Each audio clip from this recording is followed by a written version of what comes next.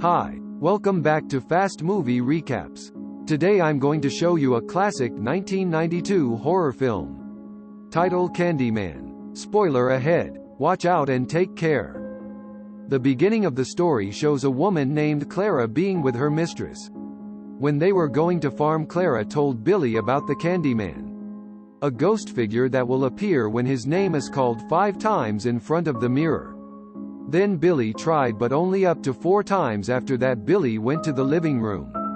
Clara, who was about to go after Billy, faced the mirror and said the word Candyman for the 5th time. When Clara turns off the light, suddenly it turned out to be a story a woman told Helen Lyle, a graduate student who is currently collecting a thesis on an urban legend horror story.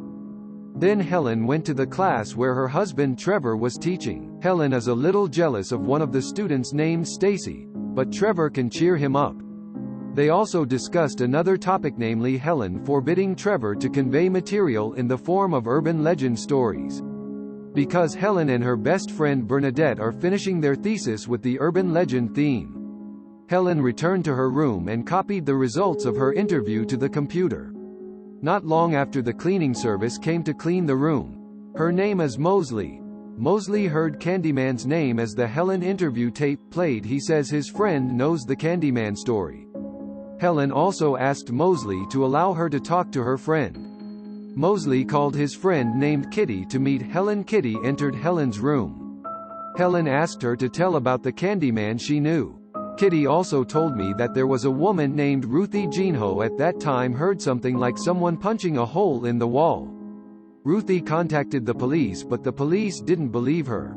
Until the police arrived, they found Ruthie dead because she had been killed with a hook. And the location of the incident is not far, namely in Cabrini Green. Helen tried to find news about Ruthie Jean's murder in the newspapers. It was true, news did exist. Helen showed Bernadette her search results. Helen also shows evidence that it was purely a murder not caused by the Candyman ghost. Then Helen pointed out that the mirror in her bathroom was connected to the bathroom in the next room. Bernadette began to believe. In fact, they both tried to mention Candyman's name 5 times in front of the mirror, but nothing happened. Helen and Bernadette go to the location where Candyman is said to have lived at the time of Ruthie Jean's murder, Cabrini Green. In the middle of the trip, Bernadette convinces Helen that the place is very dangerous because it is a gathering place for mafia gangs. Helen still wants to go there to prove that Candyman isn't real. Bernadette finally complied with Helen's wishes and continued the journey. They have arrived at a building that is said to be the Candyman's residence and the scene of the Candyman-associated murder. As they arrived, several men teased them. But Helen and Bernadette ignored him. They want to investigate a room where the Ruthie Jean murder case took place. Helen took every picture she found interesting with her camera. While taking some pictures, suddenly a woman came out with her dog. The woman immediately closed the door to her room. Helen and Bernadette continue to go to a room where Ruthie Jean allegedly lived before she died. They entered and checked the room. When Helen was about to enter the bathroom, Bernadette, who was afraid again, reminded Helen that that was where the murder took place. Helen ignored him and continued to enter. They found a mirror, and Helen opened the mirror to see if there was a hallway that connected to the room next to it. Helen's guess was right. The room turned out to be connected to the room next to it. Not satisfied until there, Helen wants to enter the gap, but Bernadette prevents it for fear that behind the wall there is a drug gang. But Helen kept pushing in. Helen took pictures in every corner of the room. He keeps going in and finds a picture of a face that opens his mouth. In front of the picture there is also a candy package containing a knife. Bernadette was still waiting for Helen. Suddenly Helen came out because the film roll on her camera ran out. They were surprised by the woman they had met earlier. The woman came and asked what they were doing. Helen explained that they weren't cops. They were just students from a campus. The woman warned them not to go into the room there. Helen also explained what they were doing and persuaded the woman to be interviewed. The woman hurried away because she heard the sound of her baby crying. Helen and Bernadette followed behind. The woman's name is Anne-Marie. Anne just wants to raise her child well. He doesn't want delinquents and drug users to be compared to him. As they chatted with each other, they grew closer. Anne knows that Helen and Bernadette are looking for Ruthie Jean. He also told Anne heard her scream from behind the wall. She called 911 but no one came. All of them who were there were scared and no one came to help. The police won't be able to catch the culprit because he's a candyman. The next day is shown Helen, Bernadette and Trevor having dinner with Professor Phillips. Because the professor was interested in Helen and Bernadette's research, he also tells the story of Candyman that dates back to 1890. Candyman is the son of a slave with considerable wealth. He was sent to attend the best schools. Candyman is so talented that a landlord is attracted to him and marries him to his daughter. But Candyman's fate was very unfortunate. His father died horribly as a result of being killed by criminals. Candyman avenged the cruel treatment of all these criminals. They chased Candyman all the way to Cabrini Greentown. They saw off Candyman's right hand. Do not stop there. Candyman was tortured by smearing honey all over his body and letting thousands of bees sting him to death. His body was burned and his ashes sprinkled on a Cabrini Green. Helen returned to Cabrini Green. She wanted to visit Anne but Anne was not in her room. Helen met a little boy named Jake. When Helen tried to ask Jake about Ruthie Jean's murder, Jake refuses to speak for fear of Candyman. Jake tells Helen that he shouldn't have come there because it's dangerous. Helen persuades Jake to show him where Candyman lives. Jake also brought Helen to the location where Candyman once came. Jake said that there once was a man who was killed. Jake recounted that a child went to the toilet while his mother was shopping. When his mother wanted to check the toilets, he heard her son screaming. A big man helped check it out. Just 5 seconds the man entered. He was found dead, covered in blood with a severed genital and floating in the toilet. Then Helen went to the toilet for documentation. Inside, Helen only found a toilet that was broken and smelled bad. There were also bees in the toilet. Not long after that, several men claiming to be Candyman came in with a hook. Helen was beaten by some of the men despite claiming to be a student. Then Helen reported them to the police, and they were all caught. After finishing identifying the culprit, Helen goes to Jake. Jake was mad that Helen brought him into the trouble. Jake is afraid that he will be caught by Candyman. Helen tells Jake that Candyman isn't real. Candyman was just a legend and now Candyman has been caught. The next day Helen met with Bernadette on campus. Bernadette was very worried about Helen's safety. Before parting, Bernadette gave Helen camera film. Helen felt very happy because her efforts were not in vain. Helen walked towards her car. As he was getting ready to get into the car, a man called out his name. The man is the real Candyman. Candyman said that he came to see Helen because Helen had messed up the legend. Helen doesn't believe that Candyman exists. So Candyman was forced to shed innocent blood to show that I was real. Helen fell unconscious. When Helen wakes, Euphalin hears the screams of a woman. He woke up and saw that his body was covered in blood. Helen came out and saw a decapitated dog. Helen took a knife and headed to the location of the scream. Helen was shocked after seeing Anne, who was hysterical to see her baby basket full of blood. Anne, who saw Helen carrying a knife and covered in blood, screamed. Not long after the police arrived, Helen was arrested on murder charges.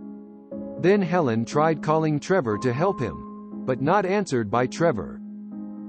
Helen continues to hallucinate, which causes her to be unable to rest. The next day Trevor came to free him. Trevor also brought Helen home and met a lawyer.